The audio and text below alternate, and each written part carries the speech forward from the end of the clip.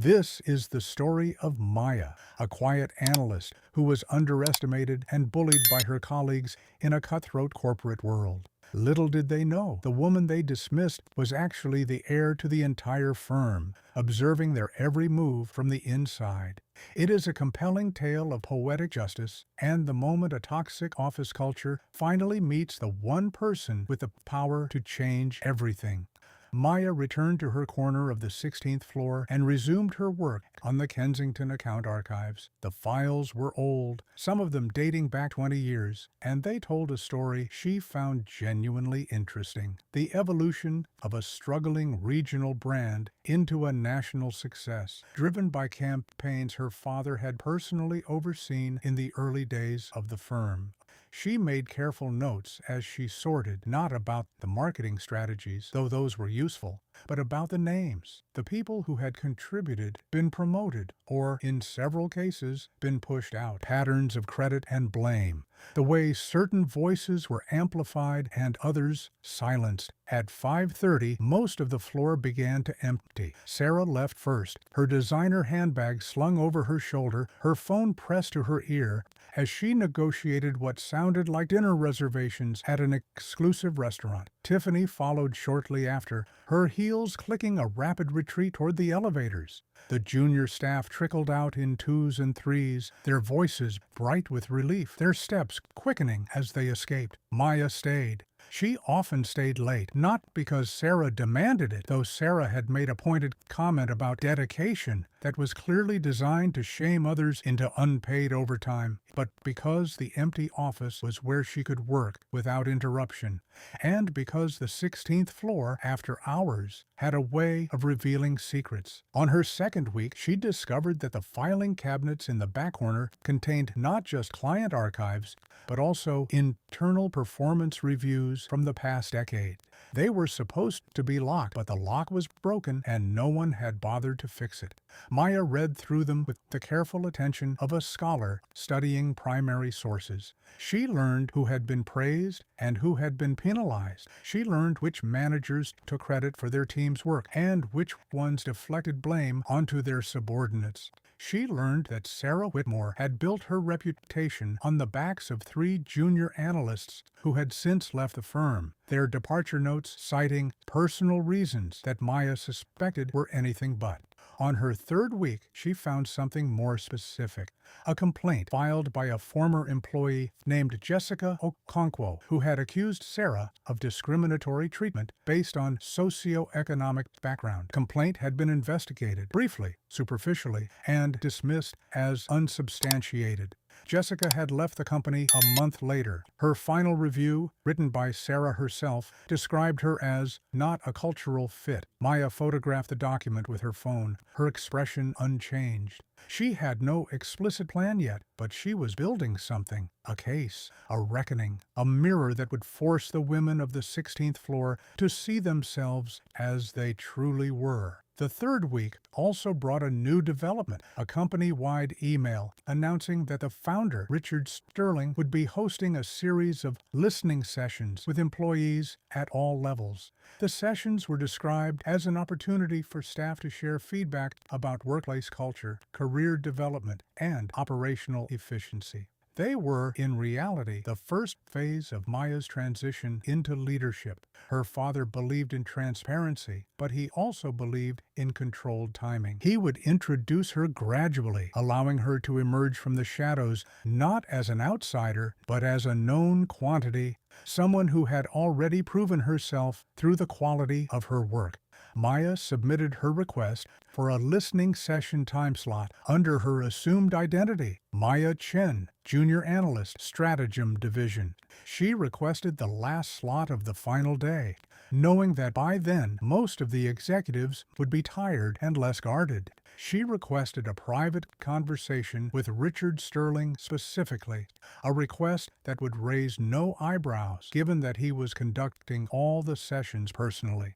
On the morning of the listening session, Maya dressed carefully, not in her usual navy blouse and practical trousers, but in a tailored navy sheath dress she had brought from her apartment, the one she kept in a garment bag at the back of her closet, hidden beneath a winter coat. The dress was simple but unmistakably expensive, the kind of fabric that draped rather than clung, the kind of cut that flattered without revealing. She paired it with low heels of soft leather and a single piece of jewelry, her mother's jade pendant, a subtle signal of heritage and value that would be invisible to Sarah and Tiffany, but instantly recognizable to her father. She arrived at the office at her usual time, carrying her generic laptop bag. Sarah barely glanced at her. Tiffany was absorbed in her phone. No one noticed the dress, or the pendant, or the quiet confidence that had settled around Maya like a second skin. They saw what they had always seen, a quiet, unimportant junior analyst, too plain and too practical to be a threat. The listening session was scheduled for 4 o'clock in a small conference room on the 42nd floor. Maya arrived at 3:50, taking the elevator alone. The doors opened onto a different world. Hushed corridors, private offices with solid wood doors, assistants who spoke in murmurs. Her father's assistant, a kind-eyed woman named Helen, who had known Maya since she was a child, looked up from her desk and smiled. "He's ready for you, Ms. Chen," Helen said, using the pseudonym with practiced ease. "Go right in." The conference room was small but elegant, with a view of the river and the distant hills. Richard Sterling stood by the window, his back to the door. He was a tall man, in his late 60s, silver-haired, dressed in a charcoal suit that fit him perfectly. When he turned, his face broke into a genuine smile, the kind of smile he rarely showed in public, the kind reserved for family. "Maya," he said, closing the distance between them in 2 strides. "Tell me everything." She told him, not with anger or vindication, but with the calm precision of someone presenting a case file. She described the tasks, the personal errands, the belittling comments, the impossible deadlines. She described the failed complaint, the broken filing cabinet, the performance reviews that punished the wrong people. She described Sarah's cruelty and Tiffany's mockery and the culture of casual contempt that permeated the 16th floor. Her father listened without interrupting. When she finished, he walked back to the window and stood in silence for a long moment. The river moved below them, gray and indifferent. The city hummed its endless song. "Do you want them fired?" he asked finally. Maya considered the question. She thought about Jessica Okonkwo, who had been driven out by a system that protected its own. She thought about the junior analysts who had learned to keep their heads down and their mouths shut, who had absorbed the message that they were replaceable, that their worth was measured by their willingness to endure. She thought about Sarah and Tiffany, not as villains, but as products of a culture that rewarded performance over humanity. "No," she said, "I want them to understand.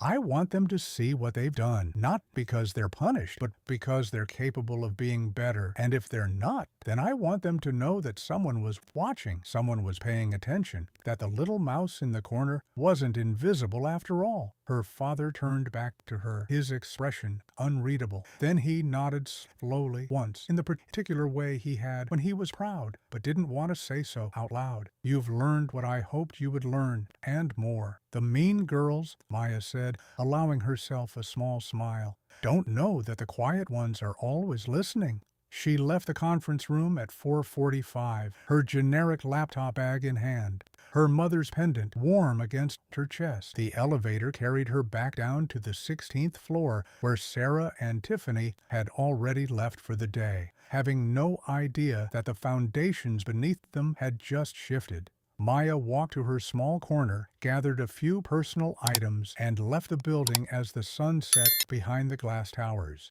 Tomorrow, her father would announce a new initiative, a leadership development program open to employees at all levels, designed to identify and elevate talent from within. The program would be run by a consultant named Maya Sterling, his daughter, his heir, and the woman who had spent 6 weeks learning exactly who deserved to rise and who had already fallen too far to be caught. The mean girls would meet her soon enough, and, for the first time, they would see her clearly. Maya sat very still. Her hands rested on the keyboard, her eyes moving methodically across the screen, comparing the corrupted file on the shared drive with the clean version on her encrypted backup. The differences were not accidental. They were deliberate, surgical, the work of someone who understood financial models well enough to break them without triggering obvious red flags. She knew who had done it, not because she had seen them. She had been across the street, eating her lunch in the park, but because she understood the players on this floor. Sarah had the motive, the need to remain the unchallenged queen, the fear of being eclipsed by a quiet junior analyst who dared to do exceptional work. Tiffany had the access. She knew Maya's schedule. She knew when the floor would be empty. She knew the passwords that should have been changed but never were. Together, they had executed a small, vicious act of sabotage, believing themselves untouchable. Maya could have gone to human resources. She could have produced her backup, exposed the corruption, demanded an investigation. The evidence was clear. The file timestamps would show when the changes were made, and the security logs would show whose credentials had accessed the shared drive during her lunch break. She could have destroyed Sarah and Tiffany in a single afternoon, but that was not her way. Her father had taught her that power was most effective when it was patient. The best leaders did not react. They responded. They gathered evidence, built cases, and waited for the moment when a single decisive action would accomplish what a dozen smaller ones could not. So Maya did nothing. She closed the corrupted file without saving it, opened her backup, and began the slow, careful work of recreating the models on the shared drive. She did not report the sabotage. She did not confront Sarah or Tiffany. She simply restored what had been destroyed, fixed the broken formulas, and saved the corrected file under a new name, one that only she knew. Then she went back to her filing, her expression calm, her hands steady. The Kensington pitch was tomorrow. Sarah and Tiffany believed they had neutralized her. They would not see what was coming until it was too late. The morning of the pitch, the 16th floor was electric with tension. Sarah paced the conference room, reviewing her talking points, her cream-colored blazer immaculate, her hair perfectly arranged. Tiffany hovered at her shoulder, offering reassurance and flattery in equal measure. The other junior staff moved quietly, avoiding eye contact, acutely aware that any misstep could cost them. Maya arrived at her usual time, wearing her usual navy blouse and practical trousers. She carried her generic laptop bag and a large manila envelope that contained printed copies of her financial models, the corrected versions, not the sabotaged ones. No one asked what was in the envelope. No one asked anything of her at all. She had been, in Sarah's careful orchestration, rendered invisible. The pitch was scheduled for 10 o'clock in the executive conference room on the 38th floor. The senior partners would be there, including Richard Sterling himself. The client team would be present via video conference from Singapore. Every detail had been rehearsed, every contingency considered, except perhaps the one contingency Sarah and Tiffany had not anticipated. Maya Chin was not who they thought she was. At 9:45, Sarah gathered her materials and her team. "Tiffany, you're with me. The rest of you, stay here. I don't want any unnecessary bodies in the room." She glanced at Maya, a dismissive flick of her eyes. "You can wait. If we need anything, we'll call." Maya nodded, her face serene. "Of course. Good luck, Sarah." Sarah smiled, a thin, sharp expression of anticipated triumph, and swept toward the elevator, Tiffany at her heels. The other junior staff dispersed to their desks, relieved to have been excluded from the pressure of the presentation. Maya waited until the elevator doors closed, then stood up, tucked her manila envelope under her arm, and walked to the stairwell. She climbed 7 flights to the 38th floor, her practical flats silent on the concrete steps. She entered the executive corridor through a side door that her father's assistant had left unlocked, a small courtesy for the daughter of the founder. Helen, the kind-eyed assistant, was waiting at the entrance to the conference room, her expression carefully neutral. "He's expecting you," Helen said quietly. "Go in when you're ready." Maya stood outside the conference room for a moment, listening. Through the glass wall, she could see Sarah at the front of the room, gesturing at a slide deck, her voice confident and practiced. The senior partners sat around a polished table, their expressions attentive but unreadable. Richard Sterling was at the head of the table, his silver hair catching the light, his eyes fixed on Sarah with an expression of polite interest. Sarah was nearing the end of her presentation. She had covered the creative strategy, the campaign timeline, the competitive analysis. Now she was introducing the financial projections, the numbers that would determine whether Sterling could deliver the promised returns at the proposed price point. "And now," Sarah said, clicking to the next slide, "I'm pleased to share our revenue forecast for the first 3 years of the partnership.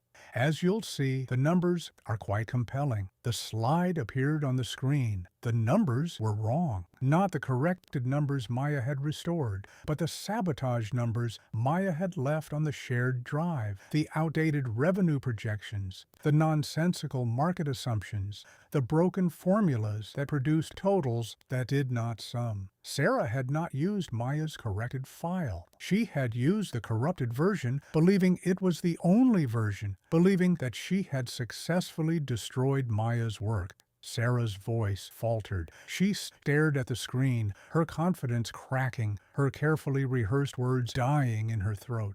The senior partners exchanged glances. Someone coughed. The silence stretched, elastic and unbearable. There seems to be a technical issue," Sarah managed, her voice thin. "These numbers they're not accurate. We have the correct figures. They're just what, Sarah?" The voice came from the back of the room. Every head turned. Maya stood at the entrance, her manila envelope tucked under her arm, her expression calm. She had not raised her voice. She had not stormed in or demanded attention. She had simply spoken, quietly and clearly, and the room had fallen silent around her. Sarah's face went pale. "Maya, what are you doing here?" "You're not supposed to. I'm here to present the correct financial models." Maya walked forward, her steps unhurried, her gaze steady. She stopped at the front of the room, beside Sarah, and set down her manila envelope.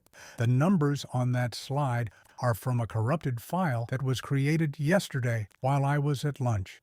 I have the corrected versions here, along with documentation of the unauthorized changes made to my work." She pulled out the printed copies and distributed them to the senior partners. Each copy included not only the accurate financial projections, but also a summary of the sabotage, the timestamps, the access logs, the names of the employees whose credentials had been used to alter the files without authorization. Sarah's mouth opened and closed. Tiffany, who had been standing in the corner pretending to take notes, looked as though she might be sick. The senior partners studied Maya's documents in silence, their faces shifting from confusion to concern to something that looked like anger. Richard Sterling set down his copy and looked at his daughter. His expression revealed nothing, but his eyes held a glint of pride that only Maya could recognize. "Ms. Chen," he said, using her pseudonym for the benefit of the client video feed, "please present the corrected projections." Maya nodded. She stepped to the screen, closed Sarah's corrupted slide, and opened her own presentation. The numbers she displayed were elegant, defensible, meticulously researched. She walked the room through her assumptions, her methodology, her conclusions. She answered questions with clarity and precision. She did not mention Sarah or Tiffany by name. She did not need to. The evidence spoke for itself. When she finished, the room was silent again, but this time the silence was different. It was the silence of respect, of recognition, of the quiet understanding that something significant had just shifted. The client team from Singapore voiced their approval. The senior partners murmured their congratulations. Richard Sterling stood and extended his hand to his daughter, his smile warm and public and unmistakably proud. "Excellent work, Ms. Chen," he said. "Sterling and Associates is fortunate to have someone of your caliber on the team." Maya shook his hand, her grip firm, her smile genuine. Behind her, Sarah stood frozen, her carefully constructed world collapsing around her. Tiffany had already slipped out of the room, her heels silent on the carpet, her face twisted with a mixture of fear and fury.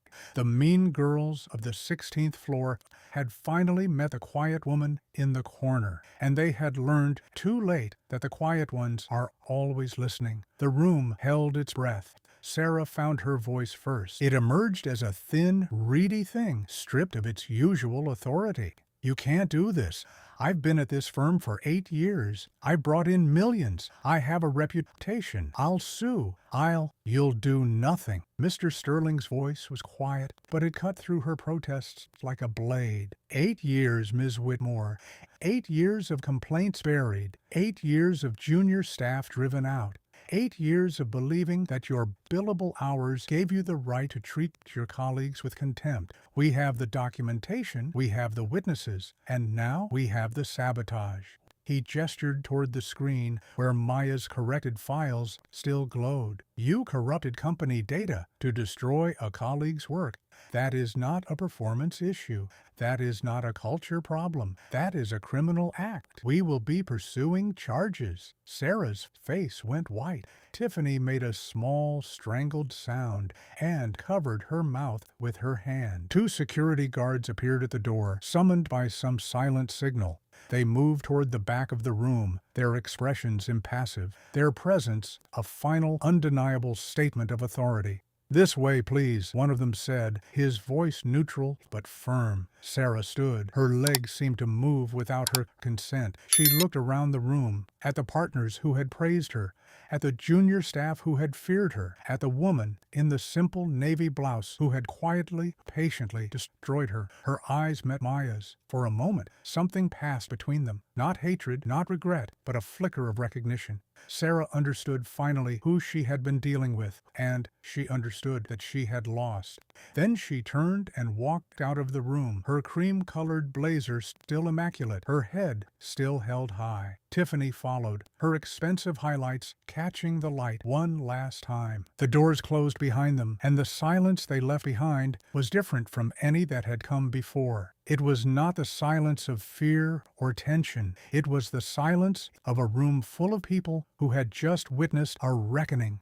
Mr. Sterling returned to his seat. He looked at Maya, and for the first time that morning, his expression softened into something that was almost vulnerable. "The floor is yours," he said quietly. "You've earned it." Maya stood at the front of the room, her backup drive still in her hand, her laptop still connected to the screen. The faces around the table were no longer dismissive or curious or hostile. They were attentive, respectful, waiting. She took a breath. Then she began to speak, not about the numbers, though the numbers mattered, not about the pitch, though the pitch was important. She spoke about the culture of the 16th floor and the floors above it, and the ways that power could corrupt people who forgot that their colleagues were human beings.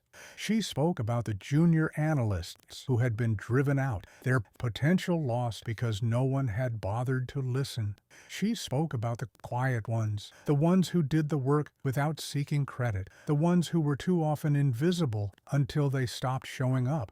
And then she spoke about change, not punishment, though punishment had its place, not retribution, though retribution was satisfying. Real change, the kind that required leaders to be brave enough to look at themselves and ask hard questions, the kind that required every person in this room, from the newest hire to the founder himself, to commit to doing better. When she finished, the room was silent again, but this time the silence was full of possibility, full of reflection, full of the quiet understanding that something had ended and something else was beginning.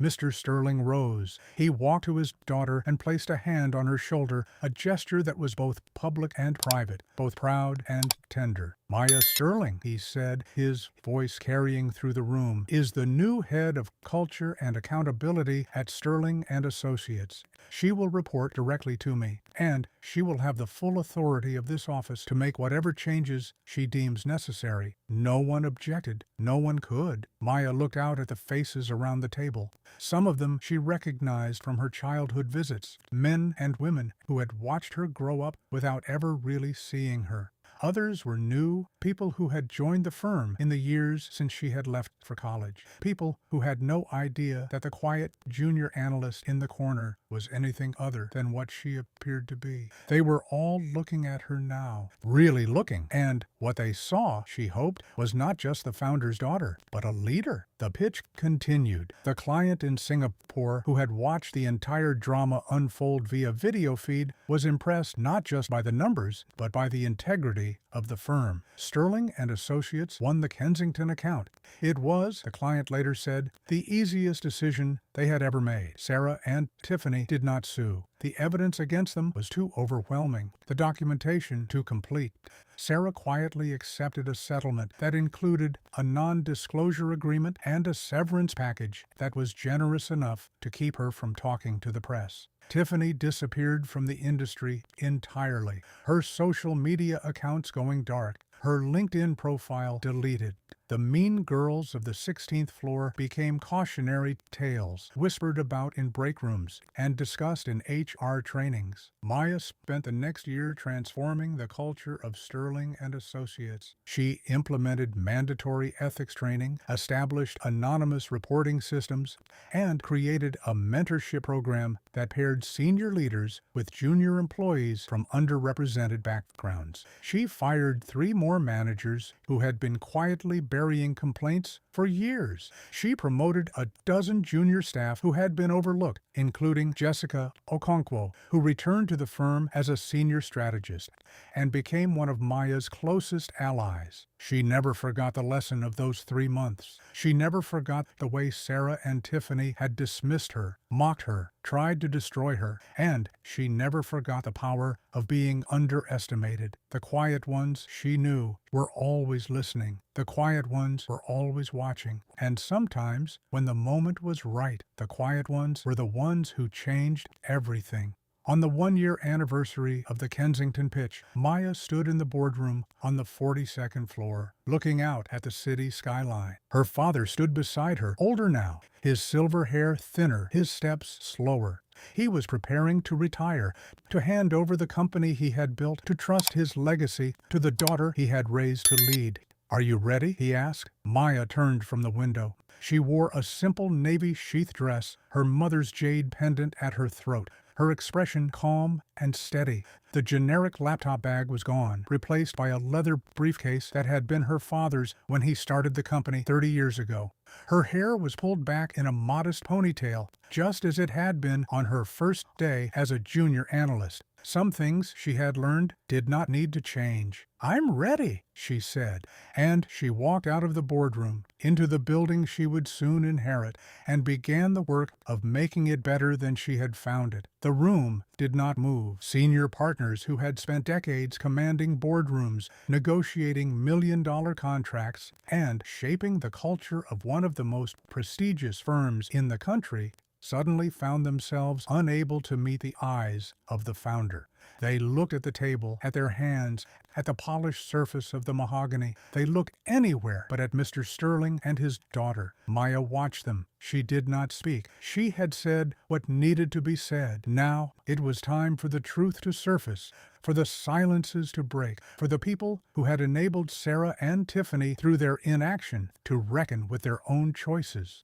A woman near the middle of the table cleared her throat. Her name was Patricia Okonkwo, no relation to Jessica, though the coincidence was not lost on Maya. She was a senior vice president, a respected figure who had been with the firm for 15 years. Her face was drawn, her eyes shadowed with what looked like guilt. "I knew," Patricia said quietly. Her voice was steady, but her hands trembled slightly on the table. "Not everything, not the sabotage, but I heard the comments, the mockery. I saw the way Sarah treated the junior staff.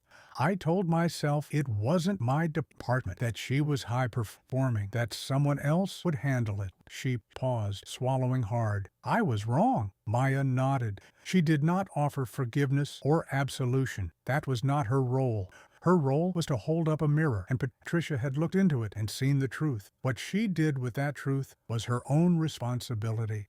Other voices followed, halting at first, then gaining momentum.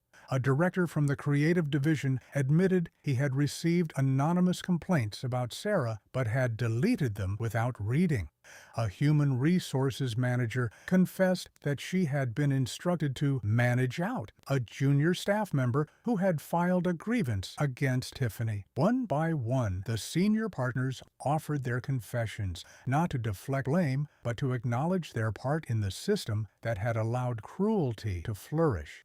Mr. Sterling listened without interrupting. When the last voice fell silent, he looked at Maya. She saw the question in his eyes. "What now?" Maya stepped forward. "Thank you," she said. "Thank you for your honesty. I know it isn't easy to admit when you've fallen short, but honesty is the first step. The next steps will be harder." She outlined her plan, not a punishment tour, though there would be consequences for the most egregious failures, but a systematic overhaul of the firm's culture. Mandatory training on harassment and bias, not as a checkbox exercise, but as an ongoing, substantive part of professional development. Anonymous reporting systems that would be monitored by an independent third party, not by internal HR. Regular audits of management practices with teeth. Managers who demonstrated patterns of abusive behavior would be removed, regardless of their billable hours. And a new role, the Culture Council, composed of employees at all levels, from junior analysts to senior partners, with the authority to review complaints, recommend policy changes, and hold leadership accountable. Maya would chair the council, but she would not control it. The power would belong to the people who had been silenced for too long. The senior partners listened. Some nodded. Others sat stone-faced, clearly uncomfortable with the direction the firm was heading. A few, the ones who had built their careers on the same kind of casual cruelty that Sarah and Tiffany had perfected, exchanged glances that spoke of quiet resistance. They would not go quietly. Maya expected that. She had planned for it. The meeting ended. The senior partners filed out, their steps heavy, their faces marked by the weight of what they had heard. Mr. Sterling lingered, standing beside his daughter as the room emptied. "You handled that well," he said quietly. "It's just the beginning," Maya replied. "The hard part is still ahead." She was right. The weeks that followed were a test of everything she had learned.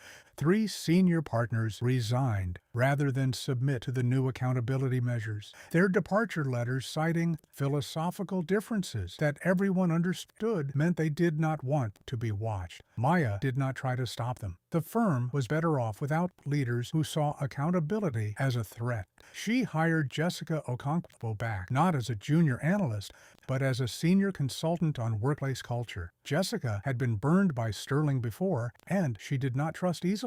But she trusted Maya, and she believed, perhaps naively, that change was possible. Together, they built a culture council from the ground up, recruiting members from every department, every level, every background they could find.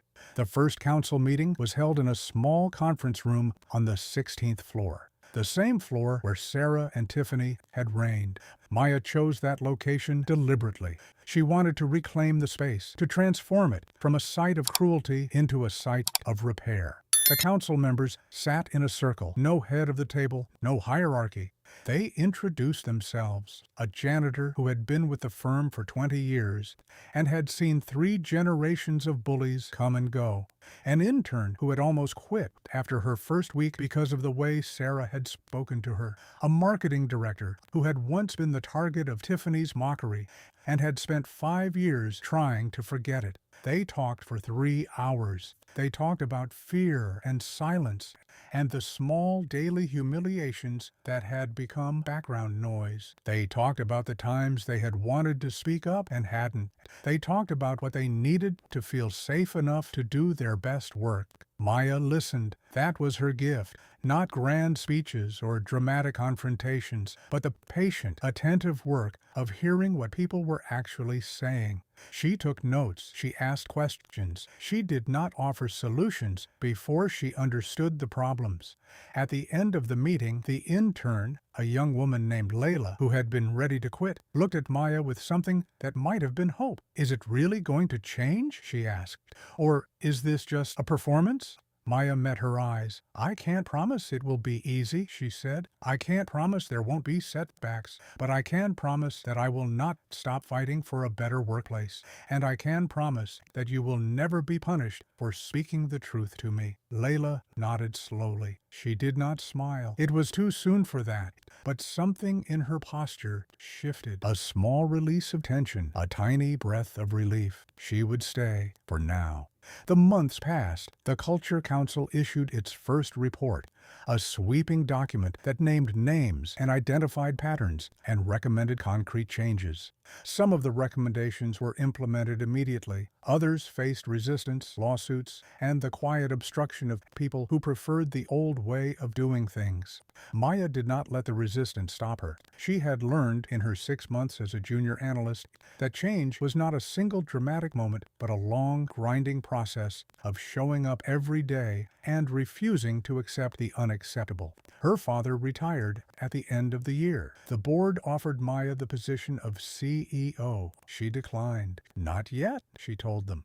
"I'm not done with this work, and I won't lead a company until I know that every person in it can thrive." The board was confused. The business press was baffled. Turning down the top job at one of the most prestigious firms in the country was not the kind of ambition they understood, but Maya did not care about their confusion. She understood her own ambition clearly, not to command, but to build, not to rule, but to repair. She stayed in her role as Chief Culture Officer for 3 years. In that time, turnover among junior staff dropped by 70%. Complaints of harassment and bullying fell by 80%. The firm's profits, far from suffering under the new accountability measures, increased. It turned out that people did better work when they weren't afraid. And the mean girls? Sarah Whitmore eventually found a position at a smaller firm, where her reputation had not preceded her. She lasted 18 months before a pattern of similar behavior emerged,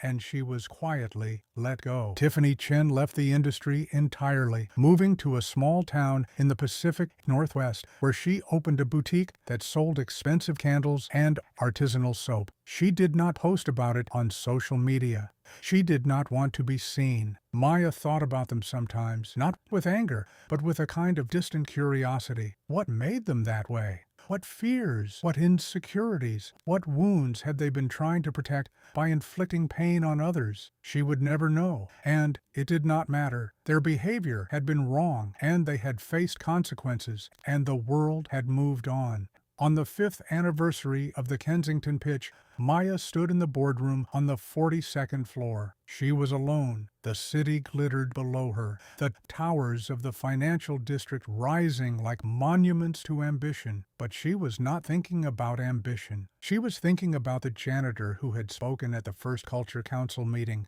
the one who had said, "I just want to come to work and not feel like I'm invisible." She was thinking about Layla, the intern who had almost quit, who was now a junior analyst, and who had just been promoted. She was thinking about Jessica Okonkwo, who had forgiven Sterling and Associates enough to return, and who was now her closest friend and fiercest ally. She was thinking about all the quiet ones who had been overlooked, dismissed, underestimated. The ones who did the work without seeking credit. The ones who kept their heads down and their mouths shut because they had learned through painful experience that speaking up was dangerous. She had been one of them once. She still was, in some ways. The quiet had not left her. It had simply become a different kind of strength. Her phone buzzed, a message from her father. "Proud of you, always." She smiled and slipped the phone back into her pocket. Then she walked out of the boardroom, down the hallway, into the elevator that would carry her to the 16th floor. There was work to do. There was always work to do. But for the first time in a long time, the work felt like joy. The mean girls had lost. The quiet ones had won, and Maya Chen Sterling, who had spent 6 months being underestimated, had proven that the most powerful people in any room are not the loudest or the richest or the most connected. They are the ones who listen, the ones who watch, the ones who refuse to break. The quiet ones are always listening, and when they speak, the world changes. The boardroom fell into a deeper silence, but this time it was not the silence of shame or fear. It was the silence of recognition, of names finally spoken, of contributions finally acknowledged, of injustices finally named. Elena Vasquez, who had spent 7 years being treated as invisible, stood frozen near the back of the room, her hand pressed to her mouth, her eyes shining with tears she could not suppress. Marcus Webb, who had watched his best ideas become Sarah Whitmore's promotions, sat rigid in his chair, his jaw tight, his knuckles white where he gripped the armrest. Priya Sharma, the intern who had been told to be smaller, quieter, less ambitious, stared at Maya with an expression of stunned disbelief. Maya looked at each of them in turn, her gaze steady and warm. "This is not just about promotions," she said. "It's about seeing people, recognizing talent, giving credit where it's due, building a culture where no one has to make themselves small to survive." She set down the paper and walked to the center of the room where everyone could see her. "Over the next 6 months, I will be conducting a full audit of every department, every manager, every policy. I will be speaking to every employee, not through their supervisors, but directly, confidentially, with no fear of retaliation. I will be collecting data on everything, from promotion rates to harassment complaints to the simple, everyday experiences of the people who make this company run.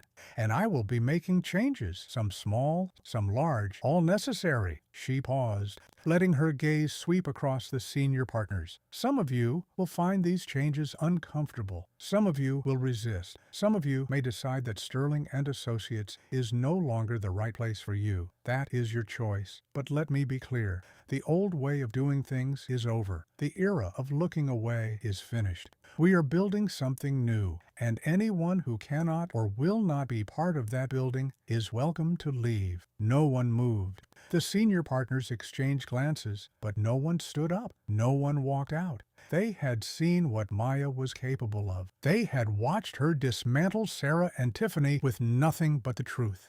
And they understood, perhaps for the first time, that the quiet woman in the practical clothes was not someone to be underestimated. Mr. Sterling stepped forward and placed a hand on his daughter's shoulder. His eyes were bright with pride. "Maya Chen Sterling will have my full support and the full resources of this firm to carry out her vision.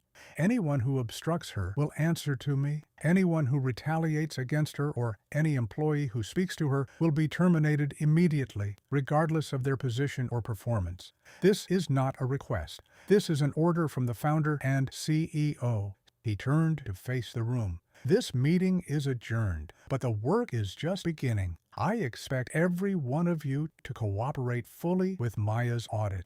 I expect every one of you to examine your own behavior, your own silences, your own complicity, and I expect this company to emerge from this moment better than it entered it." The senior partners rose slowly, their chairs scraping against the polished floor. They filed out in small groups, their voices low, their expressions a mixture of relief, anxiety, and grudging respect. Some stopped to shake Maya's hand, to offer quiet words of support or apology.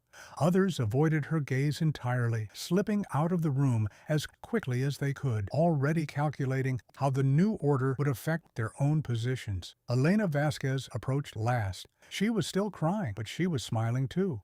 A watery, trembling smile that held 7 years of frustration and relief. "I never thought anyone would notice," she said quietly. "I never thought it mattered." Maya took her hands. "It always mattered. You always mattered. I'm sorry it took this long for someone to see it." Elena squeezed her hands and walked out of the boardroom, her steps lighter than they had been in years. Marcus Webb followed, pausing at the door to look back at Maya. "Thank you," he said simply, "for seeing me." Priya Sharma was the last to leave. She stood in the doorway, her hands shaking slightly, her eyes bright. "I almost quit," she said. "Last week, I had the resignation letter drafted. I was going to hand it in tomorrow." "I know," Maya said. "I saw the draft on the shared drive. It was very well written." Priya let out a laugh that was half a sob. "You saw everything, didn't you?" "Almost everything," Maya smiled. But I couldn't have done any of it without people like you, the ones who kept working, kept creating, kept believing that things could be better. You're not just a promotion, Priya. You're the future of this company. Don't let anyone ever make you feel otherwise." Priya nodded, wiped her eyes, and walked out of the boardroom. The doors closed behind her, leaving Maya and her father alone in the vast, sunlit space. Mr. Sterling turned to his daughter. For a long moment he simply looked at her, the daughter he had raised, the heir he had trained, the woman who had just proven herself in ways he had never imagined. Then he opened his arms, and Maya stepped into them, and they stood together in the silence, father and daughter, founder and future. "I'm proud of you," he said quietly. "Not because you're my daughter, because of who you've become, because of what you're willing to fight for." Maya pulled back and looked at him. "It's just the beginning," she said. "There's so much more to do." "I know." He smiled, a rare, genuine smile that softened the hard lines of his face. "That's why I'm retiring." Maya blinked. "What?" "I've been thinking about it for a while," he said. "Watching you these past 6 months, seeing how you handled yourself, how you listened, how you refused to break. You're ready, Maya. You've been ready for longer than you know. And I'm tired. I built this company to matter, not to consume my entire life. I want to travel. I want to spend time with your mother. I want to see the world before I'm too old to enjoy it." Maya shook her head slowly. "Dad, I don't know if I'm ready to be CEO. I'm not asking you to be CEO tomorrow," he said. "I'm asking you to be ready in 6 months, to take over gradually, to build your culture council, your audit, your new systems, and when you're ready, when the firm is ready, you'll take the helm, on your terms, not mine." Maya looked out the windows at the city below. The towers glittered in the afternoon light, monuments to ambition and power and the relentless pursuit of success. She had spent 6 months among the people who built that success, the invisible ones, the quiet ones, the ones who fetched coffee and organized files and endured small cruelties because they had no other choice. She had learned their names, their stories, their hopes. She had promised them something better. "I'll do it," she said finally, "but I'm going to do it my way." "Wouldn't have it any other way," her father said. They stood together for a moment longer, looking out at the city. Then Maya gathered her generic laptop bag, the same one she had carried as a junior analyst, the same one Sarah and Tiffany had mocked, and walked toward the door. She had work to do, promises to keep, a culture to rebuild. Behind her, the boardroom stood empty and silent, the mahogany table gleaming, the awards and photographs watching from the walls. In a few hours, the cleaning crew would come through, wiping away the last traces of the morning's confrontation. But the changes that had begun here would not be wiped away. They would ripple outward through the 16th floor and beyond, touching every person who worked at Sterling and Associates. The mean girls were gone. The quiet ones had been seen, and Maya Chen Sterling, who had walked among them, invisible and underestimated, was just getting started. The elevator doors slid shut, sealing off the lobby and the last traces of Sarah and Tiffany's presence. Maya stood alone in the polished silence, watching the numbers above the door climb: 16, 20, 28, 35. Each floor represented a department she would soon audit, a team she would soon interview, a culture she would soon help transform. The task before her was enormous, but for the first time in 6 months, she did not feel overwhelmed. She felt ready. The elevator chimed, and the doors opened onto the 42nd floor. Helen, her father's assistant, looked up from her desk with a warm smile. "Your new office is ready, Ms. Sterling. Your father had it prepared this morning. He said you'd be needing it." Maya blinked. "My new office?"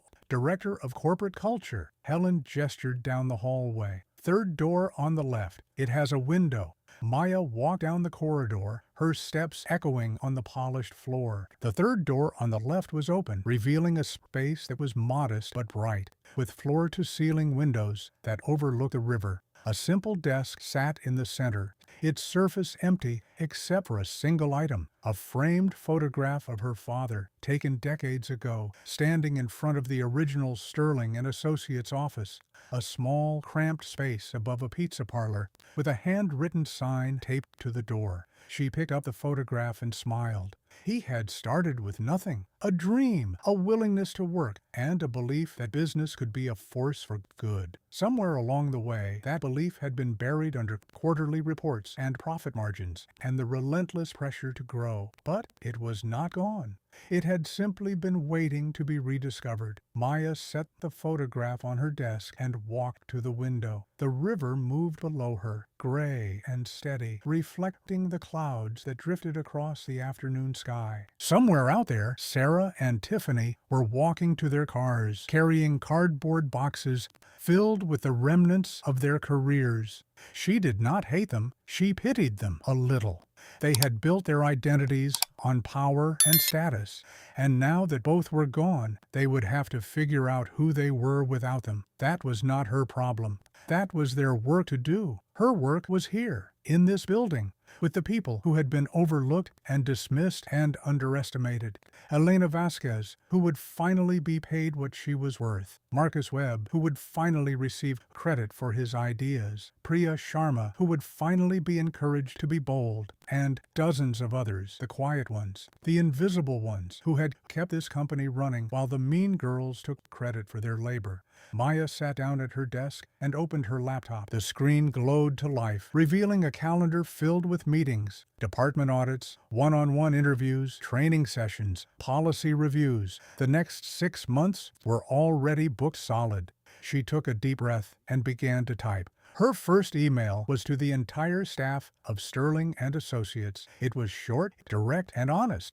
My name is Maya Chen Sterling. Some of you know me as the junior analyst who joined the 16th floor 6 months ago. Some of you know me as the founder's daughter. Most of you have never heard of me at all. That is about to change. Effective immediately, I am the Director of Corporate Culture at Sterling and Associates. My job is to ensure that every person in this company, regardless of their role, their background, or how long they've been here, can do their best work in an environment of safety, respect, and dignity. Today, 2 senior employees were terminated for harassment, ethical violations, and the deliberate sabotage of a colleague's work. Their names are Sarah Whitmore and Tiffany Chen.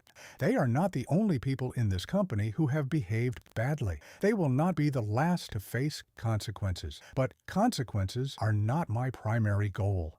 My primary goal is building something better, a culture where talent is nurtured, not exploited, where credit is given where it is due, where speaking up is safe and silence is no longer a survival strategy. I will be conducting a full audit of every department over the next 6 months. I will be meeting with as many of you as possible, one-on-one, in complete confidence. I want to hear your stories, your concerns, your ideas. I want to know what is working and what is broken, and I want to fix what is broken. This will not be easy. Change never is. But I believe truly and deeply that Sterling and Associates can become the company it was always meant to be. A company my father dreamed of decades ago when he hung a handwritten sign above a pizza parlor and went to work. I am asking for your patience, your honesty, and your courage. And I am promising you in return my full commitment to building a workplace you can be proud of. With gratitude and hope, Maya Chen Sterling. She read the email twice, made a small correction, and pressed send.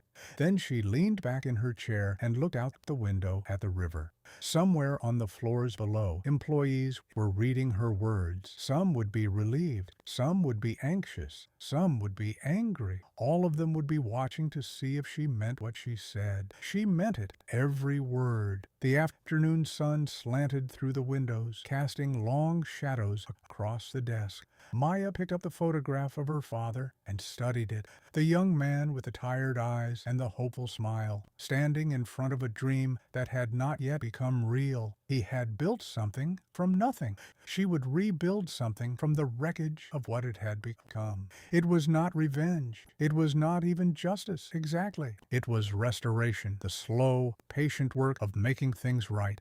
Maya set down the photograph and opened the first file on her desk, a list of employees who had filed complaints in the past 5 years. There were dozens of names, most of which she had never seen before. She began to read, making notes, building a plan. The work had begun, and Maya Chen Sterling, who had spent 6 months being invisible, was finally exactly where she belonged.